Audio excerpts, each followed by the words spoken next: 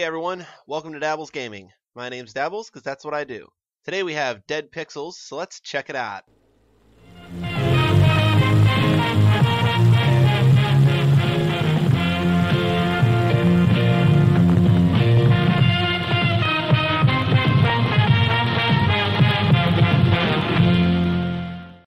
So, basics of this game, it's called Dead Pixels.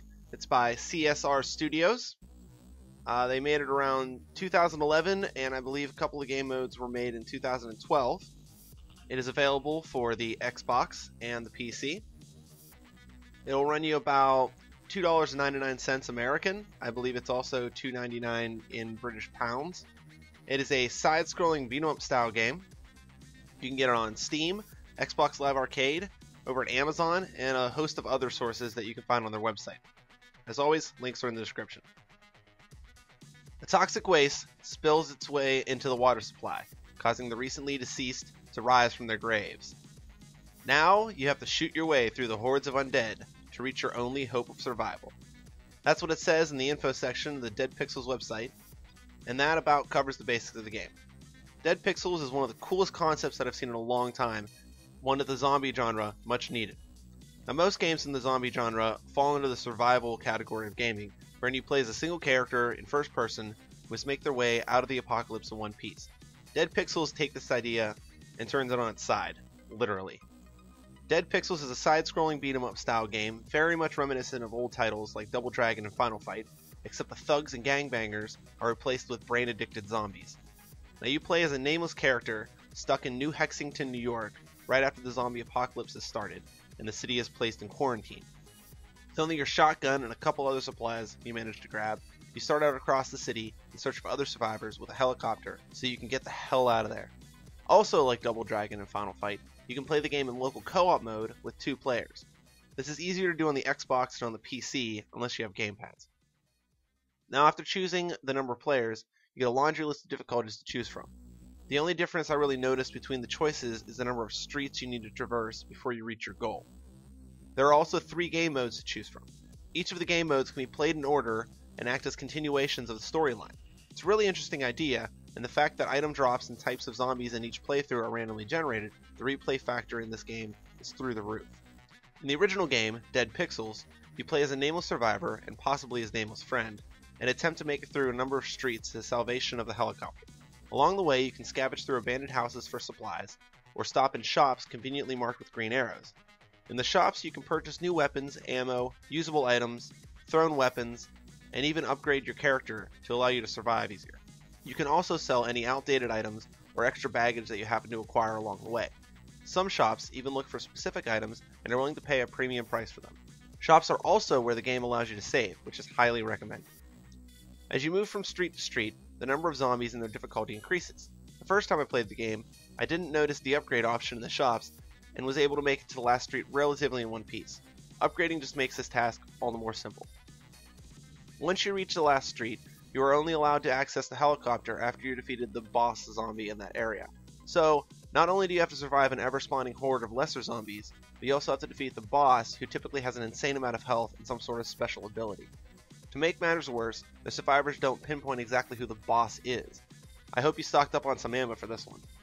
The second game mode is called The Solution, and is a lot more interesting in my opinion. You are one of a selection of criminals from a local penitentiary that have been given the task of sending the New Hexington nuclear power plant to meltdown to wipe out the zombie horde. The different characters all have a pretty balanced loadout of skills. If your guy is good with guns, he might not be so fast, or might not be able to carry as much gear. Once you choose your character, you're dropped into the danger zone and must make your way across town. Once you fight your way through the power plant and set off the self-destruct code, you then must fight your way back to the drop point before the plant explodes. In this mode, there are no shops, so you have to be careful about what you pick up from the houses. While it's good to grab an extra gun to sell in the original game, in The Solution, that tactic becomes pointless. Instead of shops, you're given a radio that allows you to call in an airdrop crate of items that you buy with the money from slain zombies. Honestly, this almost made the game too easy. The airdrop is always on the same street, so the first time around I just bought an amazing gun and all the ammo I could carry. Then on the way back, I bought another awesome gun, some ammo, and a truckload of grenades and medkits.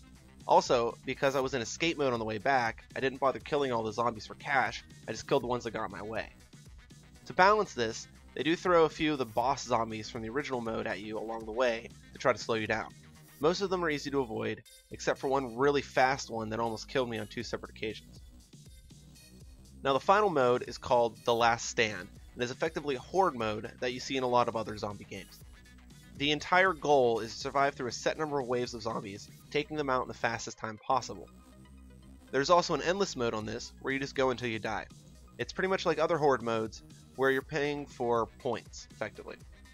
The story has you trapped in the mall with a certain fate of death, so survival is out of the question. You have time between waves to restock and upgrade, which is nice, but nothing else is really new to this mode.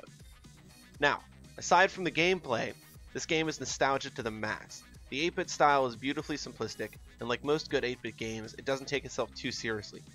From the very beginning, the game is presented like you're watching it at a drive-in theater. When you first load the game, the banner at the top reads "Triple Feature Showing" in the corner, and looks like a pamphlet you were handed out on the street. The feature presentation music, and film scratches, and dust, and all of that add to the effect. If that weren't good enough, once you reach the halfway point of the game in the original mode, it plays an old school intermission commercial suggesting that you check out the snack stand for pizza and hot dogs. Except for the opening and intermission, the music in the game is hard rocking and adrenaline pumping, and really gets you in the mood for running around and blowing off zombie heads. There were times I let some Zeds get super close so I could blow their brains out of point blank range for my own little cool factor.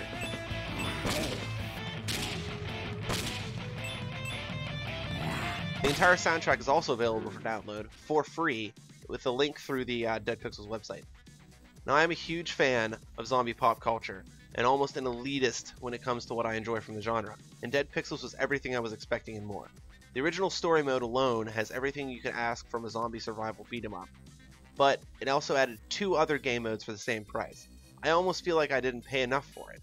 So if you're a fan of all things zombie and are looking for a great game where the whole point is blasting them to kingdom come, I highly suggest picking up Dead Pixels. Hell, even if you're just curious, it's only $2.99.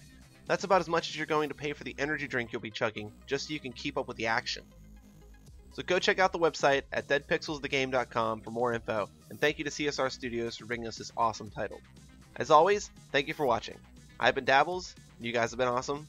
I'll see you next time with another game, and we'll check it out.